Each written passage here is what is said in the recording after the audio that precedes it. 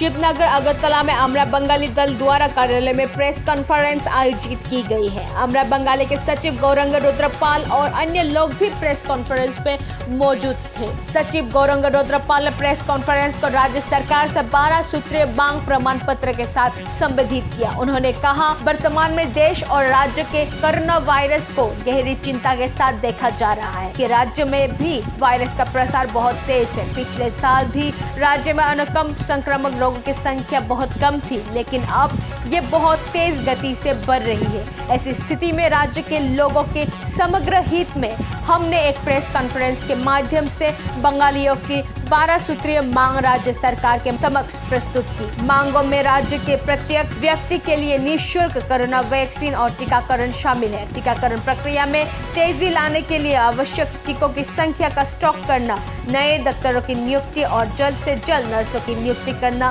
ताकि राज्य की पहली चिकित्सा गतिविधियां उनकी अनुपस्थिति में बाधित हो। যদি ভবিষ্যতে লকডাউন ঘোষণা হয় তাহলে আমরা গতবার দেখেছি অনেক কর্মচারী ছাঁটাই, সরকারি বেসরকারি সংস্থা একজন কর্মচারীকে ছাঁটাই করা চলবে না। আর যদি ছাঁটাই করতে হয় তাহলে তাদের বাঁচার ব্যবস্থা গভর্নমেন্টের দায়িত্ব নিতে হবে।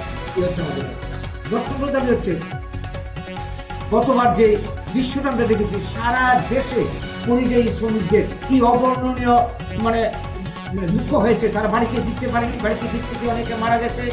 এইবার এই পরিস্থিতি যাতে না হয়, গভর্নমেন্ট অ্যাডভান্স তাদের রাজ্যে ফিরে আনার ব্যবস্থা করুন। আমার ত্রিপুরা রাজ্যের বহু ছেলে মেয়ে, বহু শ্রমিক রাজ্যের বাইরে বিভিন্ন জায়গাতে কাজ করছে, তাদেরকে লকডাউন ঘোষণার আগে গভর্নমেন্টে জানবে কবে না কবে লকডাউন ঘোষণা হবে, তাদেরকে যে একদম সরকারি দায়িত্বে তাদেরকে যাতে ফিরিয়ে আনা হয়।